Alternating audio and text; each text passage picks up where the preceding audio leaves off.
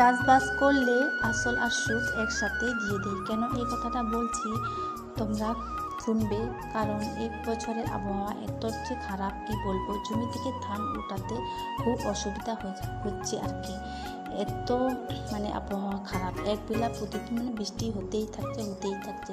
ধান শুকানো সময় পাওয়া যায় না। একদিন যদি বৃষ্টি হয়, একদিন রোদ করছে, এরকম।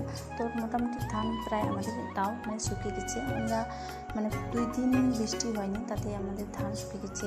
আর আমরা গাড়িতে ধানগুলো কেটে নিয়েছি। আর ডোবার জমি তো জল জমে গেছে অনেকগুলো, ক্ষেতের মধ্যে কেউ লেবার দিয়ে কাটতে চাইছে না, সেই কারণে আমরা গাড়ি দিয়ে ধানটা কেটে নিয়েছি।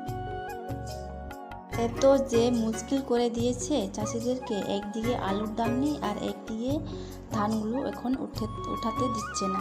আবহাওয়ার যে কি বলবো, আবহাওয়ার কোনো ঠিক নাই। আলুর দাম নেই, এখন ধান উঠাতে দিবে না। তো কেন এইরকম করছে চাষিদের সাথে ভগবান জানে, ভগবানের লীলা, কি বলবো আর, তাই না? তো চলো তোমাদের সাথে আমি এই ভিডিওটা শেয়ার করছি। আমার বরকে দেখতেই পাচ্ছ, আর এইদিকে দেখছো আমার পিছনে যে আমি ভিডিও করছি বলে ওরা ভিডিওতে কেউ কি আছো এরকম যে আমার ভিডিওটা তোমরা দেখছো, যে তোমাদের ধানগুলো ডুবে গেছে আর কি এই বৃষ্টি হওয়ার কারণের জন্য। তো অবশ্যই কিন্তু তোমরা কমেন্টে জানাবে।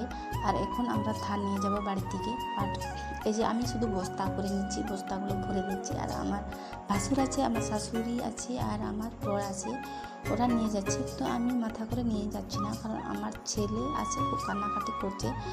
আমার দাদি শাশুড়ি আবার আছে, ওই আবার আমার ছেলেটাকে নিয়েছে। তো আমি ভাবছি না একটা ভিডিও করে তারপর আমি কিন্তু কাজ থেকে চলে যাব ওইদিকে আমার ছেলেকে নিয়ে। তো চলো আমি তাড়াতাড়ি করে বস্তাটা ভরে নিয়েছি। আর তোমরা যদি ভিডিওটা যদি ভালো লাগে তো অবশ্যই তোমরা কমেন্টে জানাবে। আর কে কে এমন আছো যে তোমাদের ধানগুলো ডুবে গেছে।